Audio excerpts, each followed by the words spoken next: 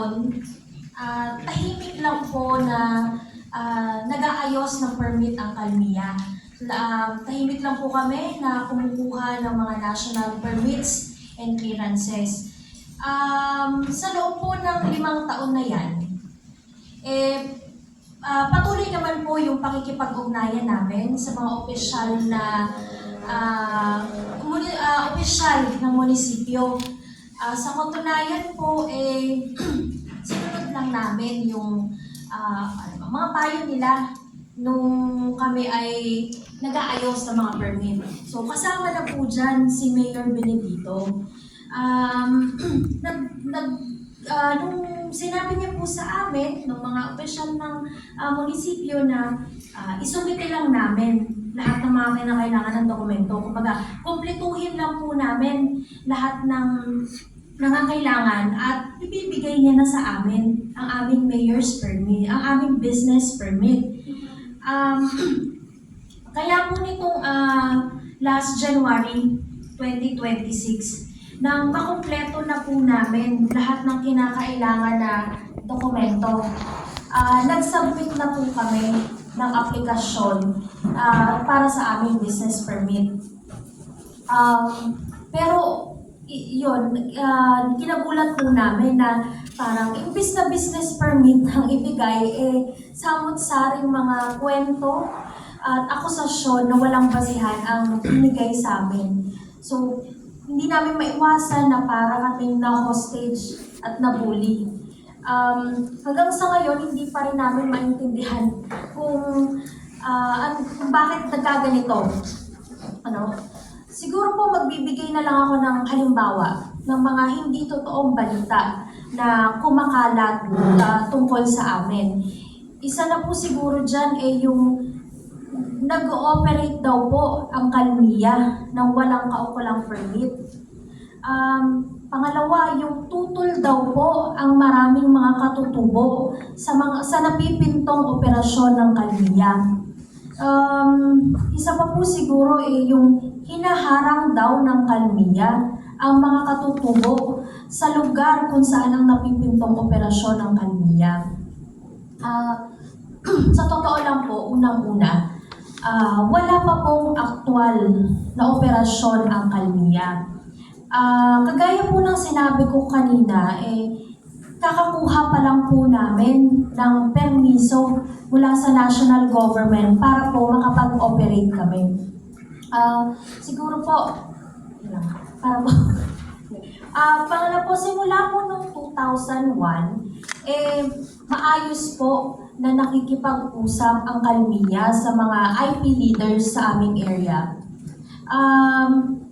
Sa akin pong pagkakaalam, isa lamang po sa 31 na IP leaders o board members ng BICAM ang nagbago na ng isip at tumalikod na o tumututol na ngayon sa aming operasyon.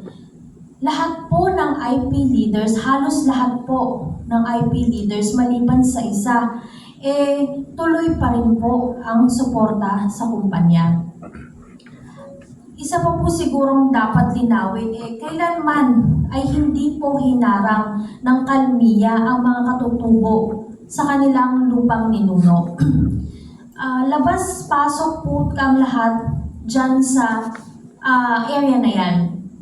Nagsimula lang naman po talaga ang kalituhan at kaguluhan nung kami po ay nagsumiti na ng aming business permit application.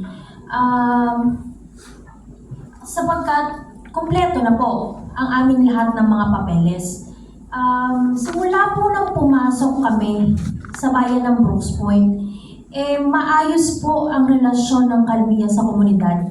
Maigting po kami nakikipag-ugnayan sa mga opisyal ng munisipyo ng Brooks Point bilang kanilang katuwang o partner sa pag-unlad sa bayan ng Brooks Point.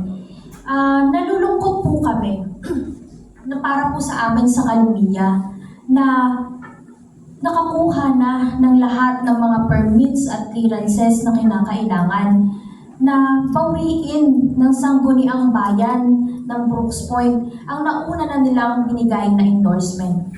hindi po namin maintindihan kung bakit umabot ang desisyon ng Sangguniang Bayan sa ganon.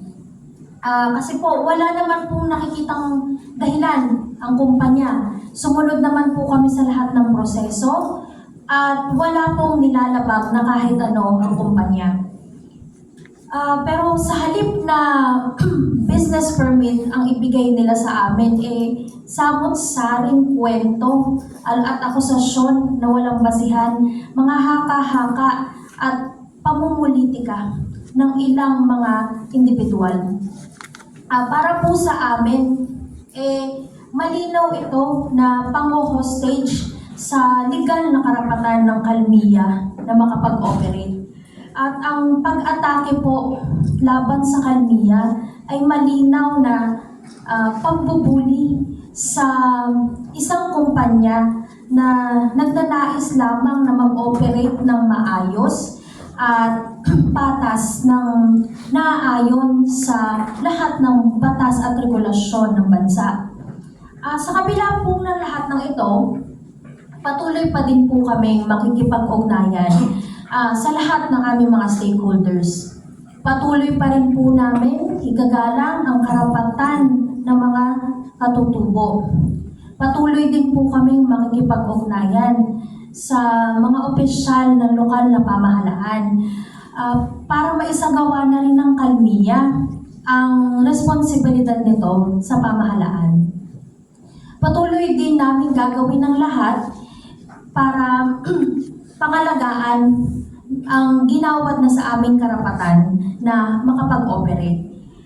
Umaasa po kami na magiging tapat at patas ang pakikipag-usap ng lahat ng individual.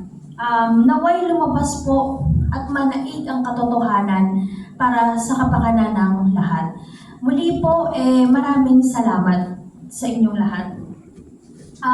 Isama rin ko lang po siguro yung mga gusto namin talagang i-emphasize ngayon. Unang-una po, hindi pa po nagmimina ang Kalmia. Pero po, kompleto na kami ng lahat ng mga dokumento. Pangalawa, isa lang po sa 31 na IP leaders, board members ng BICAM ang hindi na sumusuporta sa kumpanya. Sa katunayan po, isa siya sa pumirma doon sa isang tripartite memorandum of agreement na pinirmahan sa pagitan ng mga IPs community sa Barangay Ipilan, Barong-Barong, Aribungos, Kalasagin, Mambalot, at Maasin.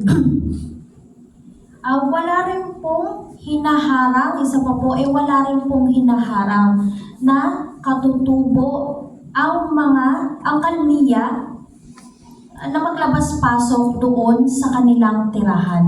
Yun lang po. Salamat po.